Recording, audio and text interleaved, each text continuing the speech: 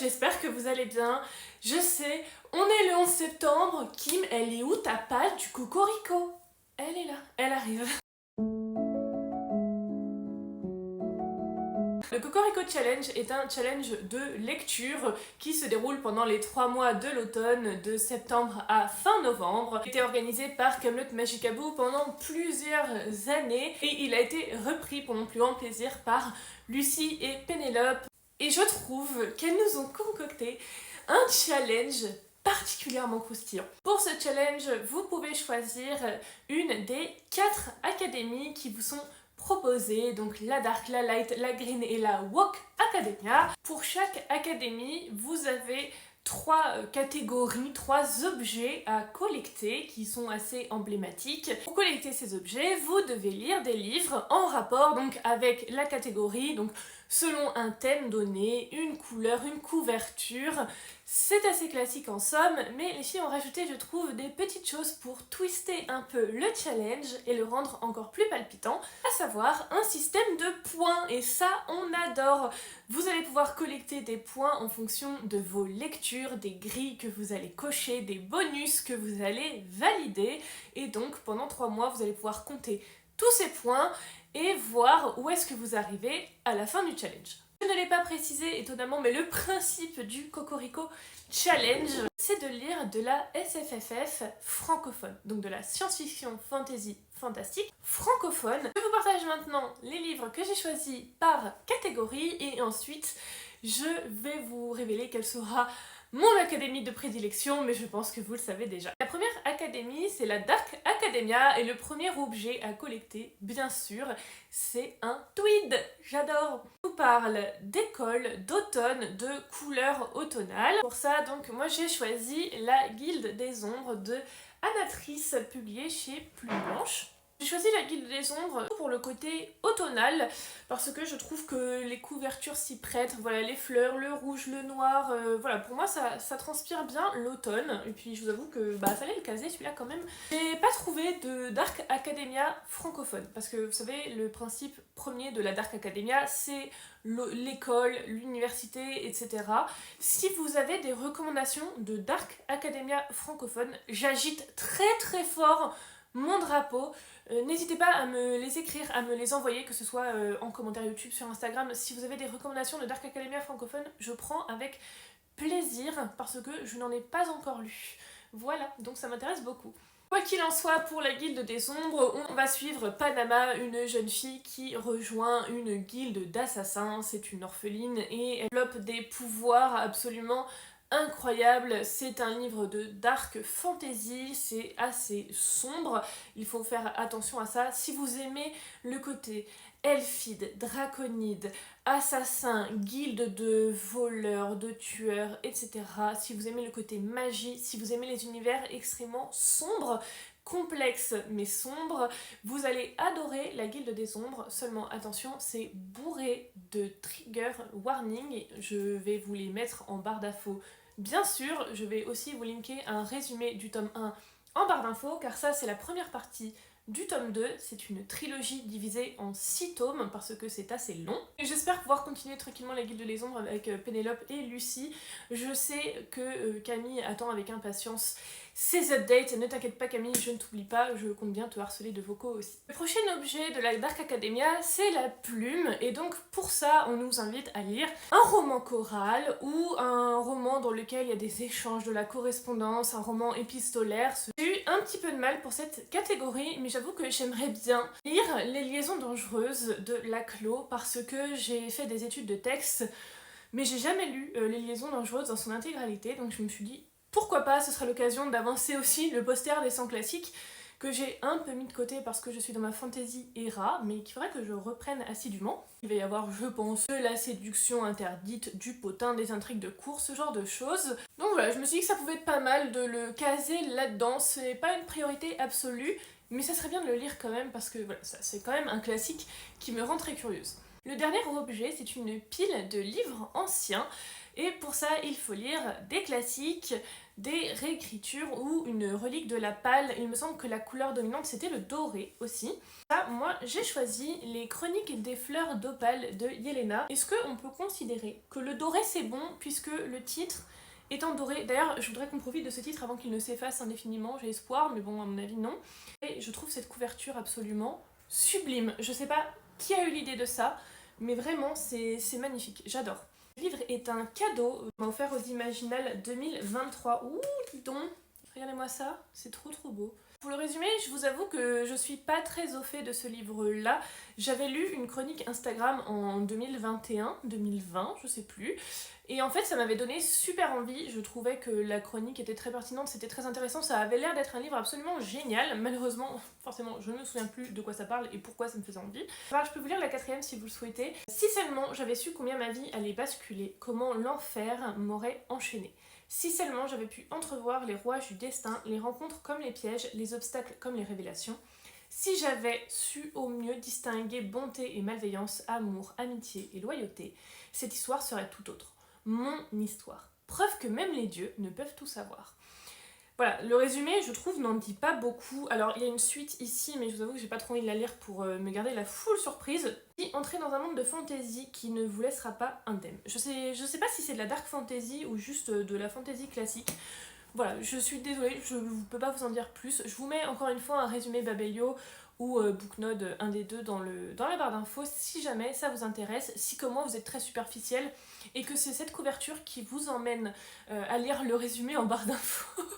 N'hésitez pas parce que moi je vous avoue c'est la couverture qui m'a attirée, hein, c'est magnifique. Du coup il rentre ici parce que c'est une relique de ma palle. Moi je compte les reliques de la palle à partir de 1 an dedans, donc 2021 c'est pas mal quand même. On passe ensuite à la Light Academia et le premier objet à collecter c'est une tasse. Et donc les mots-clés sont cosy, réconfort, couleur crème. Alors, je suis dans ma cozy fantasy era apparemment, cozy tout court en fait, et du coup j'ai très envie de lire Les Fourneaux de Crashmore, je crois que c'est ça, donc c'est publié chez Mnemos. Et alors, de tout ce que j'ai entendu parler sur ce livre, j'ai entendu cozy fantasy, roman qui parle de nourriture. Bah go, en fait, c'est tout ce que j'aime. La cozy fantasy, la bouffe, j'ai une passion pour la nourriture. Je sais pas ce qui se passe dans les fantaisies en ce moment. Enfin voilà, je sais pas. Enfin, déjà, je suis passionnée par la nourriture au quotidien. J'adore manger, mais alors là, vous imaginez, dans un livre, bon, c'était obligatoire. Donc, j'ai très envie de lire ce livre-là. Je vous le mets ici parce que je l'ai pas encore en ma possession. J'ai très envie de l'acheter. Seulement j'essaie à chaque fois de me retenir, de me contenir, de valider tous mes paniers de bouquins. Prochain objet, donc c'était un petit bouquet de fleurs à récupérer et on nous parle d'amour, d'amitié, de couleur pastel. Et alors là j'ai pris vraiment cette catégorie-là au sens très personnel parce que c'est déjà c'est la première catégorie qui m'est venue et c'était une évidence. J'ai choisi L'Empire de Jade de Elie Harini. C'est un auto-édité, donc Elie Harini est une Française qui vit au Japon, je sais plus, je suis désolée, je sais plus où elle vit actuellement. Mav m'a offert ce livre absolument sublime, j'ose à peine le toucher tellement il est beau.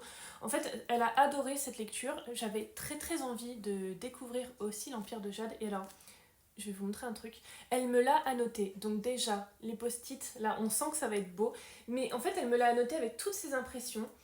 Et regardez, c'est trop beau. Alors, surtout si vous aimez pas qu'on écrive dans les livres, si vous n'aimez pas que les livres soient abîmés, touchés, etc., ne regardez pas. Attention, trigger warning, livre à noter. Mais voilà, il est magnifique. Elle m'a fait un petit marque-page en origami, des petites notes. Il y en a partout. C'est trop beau. Voilà, j'ai trop de chance, je suis trop contente. Pour le résumé, on nous dit France, XVIIe siècle, Jade n'est qu'une enfant lorsqu'elle apprend que sa vie a été décidée pour elle. Son père l'a fiancée au fils d'un partenaire commercial en Chine. La jeune fille grandit dans l'ombre de cette menace, déchirée entre ses envies de rébellion et la passion qu'elle se découvre peu à peu pour cette culture extraordinaire. Très vite, elle est forcée de constater que son nouveau foyer est un pays gouverné par des règles qui lui sont inconnues, un pays où la haine et la jalousie peuvent se cacher derrière le plus beau des sourires. Incapable de discerner l'allié de l'ennemi, incapable de surmonter la peur que lui inspire son mystérieux fiancé, Jade devra lutter afin de trouver sa place dans cette nouvelle vie. Alors, j'ai un petit doute là tout de suite sur le côté SFFF du livre. Donc voilà, j'avais envie de faire honneur à mon amie Mav pour la catégorie amitié et de lire le livre qu'elle m'avait annoté et offert. Dernier objet de la Light Academia, c'est des pinceaux. Et pour ça, on nous parle d'art et de créativité, bien sûr. Moi, j'ai choisi Plein ciel de Siècle Violen parce que déjà, ce livre est absolument magnifique. Et il me semble, si je ne me trompe pas, voilà, c'est ça, qu'on nous parle d'opéra et de couture aussi, il me semble. Donc voilà, à mon avis, on va être dans un thème très créatif, très musical. Oh, c'est joli. Le livre est très très beau, j'en ai entendu que des bons retours. Je n'ai entendu aucun avis négatif dessus. Aucun. Ça arrive très rarement, je trouve. Je n'ai rien vu de négatif dessus. Oh, regardez, on nous parle en acte parce que c'est de l'opéra. Encore une fois, j'ai pas des masses, regardez le résumé, je le parcours un petit peu pour vous.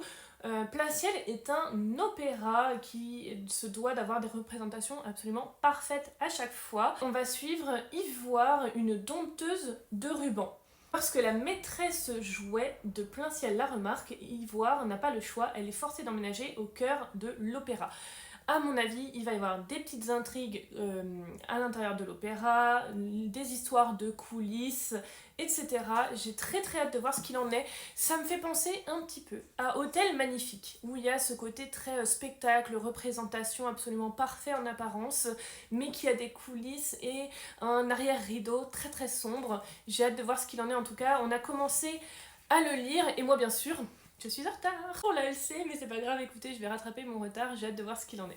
La prochaine académie, c'est la Woke Academia, et pour le premier objet, on va devoir essayer de récupérer la balance. J'ai choisi La Voix des oracles de Estelle Faye, donc c'est le premier tome qui s'appelle Tia. J'ai récupéré aux Imaginales 2022, et alors j'ai demandé un petit peu conseil à Lucie et Pénélope pour faire cette palle parce que j'avais vraiment du mal à caser certains livres. J'ai pas beaucoup de francophones, je m'en rends compte, et du coup Lucie m'a conseillé de mettre mon roman d'Estelle Faye dans la catégorie féminisme, qualité des chances, etc. parce que c'est souvent des sujets que traite Estelle Faye. Pour la Voix des oracles, on se situe en Gaule au 5e siècle après Jésus-Christ. On nous raconte que l'Empire romain est devenu chrétien il y a peu et du coup les anciennes croyances vont être écartées, mises de côté et les anciens dieux vont se cacher dans les bois, les montagnes, les grottes parce qu'ils sont pourchassés. Tia est la fille d'un général romain et elle est une oracle. Elle va devoir fuir Rome parce que son père justement va être assassiné par son frère, j'ai l'impression, en tout cas c'est ce qui a l'air d'être dit. Donc elle doit s'enfuir et elle va essayer de retrouver un de ses dieux dans les montagnes et probablement réécrire l'histoire. Alors je suis assez contente parce que ces derniers temps j'ai lu beaucoup de choses autour de la mythologie grecque, que ce soit la reine des enfers, Pallas, etc. Et là on est plutôt dans le côté romain de l'affaire, donc ça va être plutôt chouette j'ai l'impression. Le roman est assez court, c'est publié chez Scrinéo aussi, donc j'ai l'impression que ça va être plutôt young adulte. Mais voilà, franchement ça me tente bien et je trouve que ça fait quand même assez automne creepy quand même. Mais voilà, j'aime bien tout ce qui traite des dieux, etc. Et en plus de ça, Estelle Faye, j'ai pas lu grand chose, donc je suis très contente de découvrir la suite de sa bibliographie. Donc pour la prochaine catégorie de la Woke Academia, on doit essayer de récupérer les crayons de couleur. Et donc c'est la catégorie qui va nous parler de romans LGBT, d'inclusivité, on nous parle de couleurs flashy, etc. Je vous avoue que je l'ignorais complètement, mais apparemment Emblème de Inaciel, selon en tout cas Lucie et Pénélope, rentre bien dans cette catégorie. Je suis absolument ravie. Je sais pas si on peut considérer ça comme des couleurs flash, peut-être que si je le mets un peu à la lumière, ça passe. Mais en tout cas, apparemment, il rentre. Je suis trop contente parce que j'ai super envie de le lire et je savais pas trop où le mettre. Alors encore une fois, là je me suis laissée avoir par la hype. En fait, quand on est allé aux Imaginales, je savais que le stand Menemo c'était un des stands que j'avais absolument envie de voir. Ouais, je savais que j'avais Emblème en visu, mais si elle m'en a parlé, elle me l'a pitché et tout. Je sais que sur le coup, j'avais des étoiles dans les yeux, mais alors aucune idée de quoi ça parle maintenant, je m'en souviens plus du tout. Je lis aucune chronique parce que je ne vois que des retours élogieux sur ce livre-là. Et alors je me dis, surtout, ne lis pas parce que ça a l'air d'être le roman du moment. En plus, le tome 2 et dernier tome, il me semble, va bientôt sortir. Ne lis rien avant de toi-même lire le livre. Je pense qu'il va y avoir ce côté très engagé et féministe, en tout cas je l'espère. Je vous dirai très vite ce qu'il en est. Pareil, lui il est dans le haut du panier avec le fourneau des crash morts là, parce que j'ai trop envie. J'ai l'impression qu'il va y avoir aussi des créatures un peu flippantes là. On nous parle d'une attaque de créatures de cauchemar et cette couverture là. Ça va être très automnal ça va être très octobre spooky, j'ai hâte. Le dernier objet, c'est le fauteuil, et là on nous parle de foyer, de communauté, ce genre de choses. Et donc pour ça, j'ai choisi Les Sœurs Carmine de Ariel Holz. Parce que voilà, on va suivre 3 sœurs, donc famille, ça me paraît plutôt pas mal. Il y a aussi le côté communauté parce qu'on va suivre des clans d'aristocrates qui ont, je cite, des dons surnaturels et qui conspirent pour le trône de Grisaille. Apparemment, Grisaille est une cité gothique. On va avoir des petits complots familiaux, des petits complots de cour, des créatures de la nuit, ce genre de choses. Ça a l'air d'être hyper spooky. Il y a ce côté un peu aussi comédie apparemment, un peu fun, parce qu'on nous parle d'humour, de cynisme, de ton grinçant. De toute façon, je vous rappelle pas encore une fois que j'adore Ariel Halls. J'adore la personne qu'il est quand on le rencontre et qu'on discute de ses livres. J'adore sa gentillesse, j'adore sa plume, j'adore ce qu'il écrit. Je trouve qu'il a une imagination débordante, il fait plein de recherches. Voilà, j'adore cet auteur, j'adore ce qu'il fait. J'ai hâte de lire Les Sœurs Carmine. Je pense que ça va être trop bien et je pense que ça va être ma lecture d'Halloween du coup parce que bah pourquoi pas en fait, pourquoi pas se faire ça le soir d'Halloween. Alors bon, c'est l'intégrale des 3 volumes, donc je pense pas que ce sera que pour le soir, mais en tout cas pour cette semaine-là, je pense que ça pourrait être très très chouette. Voici maintenant dans la Green Academia, premier objet, donc c'est un herbier, on nous parle de nature, de forêt d'animaux, la couleur emblématique bien sûr c'est le vert, et j'ai voulu choisir le côté un peu creepy, un peu sombre de la nature. J'ai choisi Mère Morte d'Aurélie Wellenstein, c'est publié chez Scrinéo.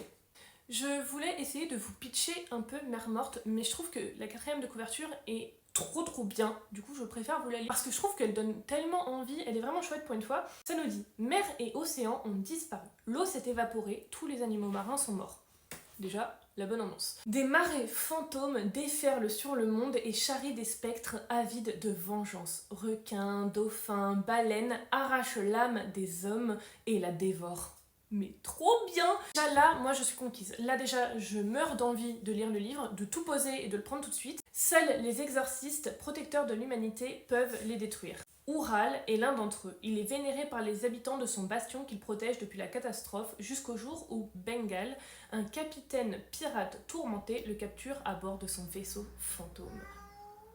Commence alors un voyage forcé à travers les mers mortes, de marées en marées. Ural apprend malgré lui à connaître son geôlier et l'objectif de ce dangereux périple. Petit Bengal était finalement la clé de leur salut à tous. La deuxième partie du résumé, le côté un peu ce voyage ne semble pas ce qu'il est, etc. Il va apprendre à connaître son geôlier. Je vous avoue que, bon, là, moi, ça m'intéresse moyen. Ce qui me tente de fou, c'est ce côté pirate de vaisseau fantôme, ces vagues de mer morte là qui ramènent des esprits et tout. Je trouve ça génial, j'ai trop hâte de le lire, franchement je pense que ça va être super. J'aime bien les récits comme ça où la nature prend sa revanche et tout ça, donc voilà, Mère Morte, trop hâte. L'objet, c'est un feu de camp. Alors pour le mettre dans mon sac à dos ça va être compliqué mais on va essayer. Donc on nous parle de légendes, de traditions, de cartes et pareil là c'était assez simple. J'ai choisi Notre-Dame-des-Loups d'Adrien Thomas. Alors je suis pas sûre qu'il rentre complètement dans la catégorie, mais en tout cas moi ça m'y a fait penser parce que on va quand même traquer une créature qui a l'air d'être une créature un peu de légende, un conte en tout cas pour les habitants des confins de l'Amérique. Donc ça se passe en 1868 et on nous parle d'une traque de Notre-Dame-des-Loups dans la forêt, etc. Je trouve que ça fait très bête du Gévaudan. J'aimais bien ce côté un peu conte et je trouve qu'en feu de camp ça marche bien, je sais pas, ce côté traque en forêt, on fait des feux de camp et tout. Je trouvais qu'il correspondait pas trop mal à la vibe. Et enfin, le dernier objet de la dernière catégorie de cette dernière académie, c'est la map monde. Alors là, on nous parle de récits initiatiques, de voyage, aussi de colonialisme. Et alors, j'hésite entre 2 romans. La morsure des roses de Christophe Guillemin chez Mnemos, parce que j'ai vraiment envie de lire ce livre et j'ai vraiment envie de le lire pendant le Cocorico Challenge. Parce que j'aime bien Christophe Guillemin, tout simplement. J'aime bien la personne que j'ai rencontrée quand je suis allée en salon. Je trouve qu'il est très sympathique et du coup j'ai grave envie de découvrir ses textes. Maintenant, je suis pas sûre. Je suis pas sûre pour le côté voyage, récit initiatique. Je pense qu'il va y en avoir un petit peu. C'est pas sûr. On va suivre la plus jeune fille du dieu Ur-Orio, donc qui s'appelle Kaeline. Elle a 5 sœurs et elle vit exilée. Elle va apprendre des années plus tard qu'une de ses sœurs est devenue reine, qu'elle est sur le point d'accoucher, donc elle va essayer de rejoindre cette sœur-là pour, je cite, la mettre en garde contre la menace de leurs aînés immortels prêts à tout pour empêcher l'enfant de naître. J'ai l'impression que ça va être un récit plutôt de dieu, d'héritage, de famille, etc. On nous parle aussi de tragédie. mais peut-être qu'il rentrait un peu plus dans le côté foyer, vous savez, pour l'objet fauteuil. De toute façon, je pourrais toujours ajuster si besoin. Mais je me dis que, à mon avis, on va quand même peut-être voyager un petit peu, puisqu'après tout, on a une des sœurs exilées. Je sais pas. À voir. De toute façon, j'aimerais lire celui-là pendant le challenge, donc s'il rentre pas là, je le mettrai ailleurs. Je sais que on va avoir le côté un peu plus récit initiatique dans Engrenage et sortilège d'Adrien Thomas, donc c'est la suite, ou alors le début, ça dépend par où vous commencez, du Mécaverse. Donc dans le Mécaverse, vous avez la duologie Vaisseau d'Arcane, qui est plutôt fantasy adulte, et vous avez Engrenage et sortilège et Dragon et mécanisme, si je ne me trompe pas, qui sont publiés chez Rajo, et dans ces cas-là c'est plutôt des récits young adult. Vous pouvez lire les deux duologies indépendamment les unes des autres. Moi j'ai commencé par Vaisseau d'Arcane, même si c'est pas, il me semble, ce qui est conseillé par l'auteur. Absolument pas empêché de trouver que ces deux romans-là étaient des bangers absolus, que ce sont des petites pépites à découvrir, et du coup maintenant je continue avec ça. Je vous lis le bébé résumé ici, ça nous dit « Grise et Cyrus sont élèves à la prestigieuse Académie des sciences occultes et mécaniques de Célimbre. » Ah, ça rentrait dans le côté école aussi. Bon bah écoutez, s'il rentre pas là, il rentrera à l'école. La toute première catégorie de la Dark Academia là. Une nuit, l'apprentie mécanicienne et le jeune mage échappent de justesse à un enlèvement. Alors qu'ils se détestent, ils doivent fuir ensemble et chercher refuge dans les Rets, sinistre quartier aux mains des voleurs et des assassins. S'ils veulent survivre, les deux adolescents n'ont d'autre choix que de faire alliance. On nous vend un roman d'aventure et d'apprentissage entre steampunk et fantasy. Déjà, j'aime bien ce côté opposition de la science et de la magie. On retrouvait ça un petit peu dans Vaisseau d'Arcane. J'espère que ça va être un petit peu plus prononcé ici. On parle d'apprentissage, donc je me dis récit initiatique, ça peut probablement fonctionner. Je suis pas sûre qu'on va voyager des masses, à mon avis on va rester dans les ruelles du quartier, etc. Mais voilà, je regarderai pour le côté apprentissage. Oh, regardez, regardez, il est tout souple, il est tout fluffy, il est merveilleux ce livre. Deux auteurs que j'ai vraiment très envie de lire, et surtout pendant un challenge où on met la SFFF francophone à l'honneur. J'ai vraiment envie de parler d'eux, j'ai vraiment envie d'aimer leurs textes, donc c'est sûr que je vais les caser dans le Cocorico Challenge. Cette catégorie peut-être ailleurs s'il faut, mais en tout cas c'est sûr qu'ils vont y passer. Voilà, c'est tout pour ma palle, je la trouve plutôt ambitieuse, me connaissant, sachant que tout ceci est ajouté au Pumpkin Autumn Challenge, bien sûr. Donc je vais essayer de faire des petites magouilles pour faire caser les livres dans plusieurs catégories, on va voir ce que ça donne. Est-ce que vous savez quelle académie j'ai choisi ou pas ? J'ai pas choisi en fonction de la stratégie, j'ai choisi en fonction du cœur, bien sûr. Bien sûr que j'ai choisi le pouvoir de la Dark Academia. En fait, le super pouvoir, c'est de pouvoir quand même valider la catégorie d'un livre que j'ai pas lu. Et voilà, et toc. J'ai hâte de voir comment je vais réussir à cocher les cases de ce challenge-là. Je suis très peu assidue aux templates dans les challenges. Je vous avoue, je suis quelqu'un d'assez fainéant là-dessus. J'ai du mal à bien compter mes points, j'ai du mal à remplir les templates, à tenir à jour ces trucs-là. J'ai déjà du mal à faire des updates lecture en story quand j'ai fini mes livres, alors je vous laisse même pas imaginer les templates, mais j'avais essayé de faire des efforts pour encourager Lucie et Pénélope parce qu'elles ont, je trouve, fait un travail de dingue. J'adore ce qu'elles ont fait, j'adore ce qu'elles ont prévu. Vous avez une illustration aussi qui regroupe tous les objets que vous avez réussi à attraper. Désolée, je n'ai plus le nom de la personne qui a fait l'illustration. Je vous mets toutes les informations nécessaires en barre d'infos. Je vous mets bien sûr les vidéos de Lucie et de Pénélope qui parlent du challenge. N'hésitez pas à me dire si vous allez faire le challenge vous aussi, si on a des lectures en commun, parce que vous avez un Discord à disposition pour partager des LC, partager vos pales, discuter autour du challenge, trouver des recommandations. D'ailleurs, Lucie a fait une vidéo recommandation aussi pour vous donner des petites idées si jamais vous avez des trous dans vos templates. Je vous mets ça aussi en barre d'infos. C'est tout pour moi. J'espère que ça vous a plu. J'espère que les titres ont pu vous intéresser, vous donner quelques petites idées. En tout cas, je vous mets tous les résumés parce que je suis très nulle pour résumer les livres. Donc je vous mets tous les résumés qu'il faut dans la barre d'infos avec les trigger warnings, n'hésitez pas à aller la voir. Et là, je vous remercie très fort encore une fois de m'avoir écouté et je vous dis à très bientôt pour la prochaine vidéo. Des bisous! Autumn comes, yeah, autumn lights, all the places where we used to spend those sleepless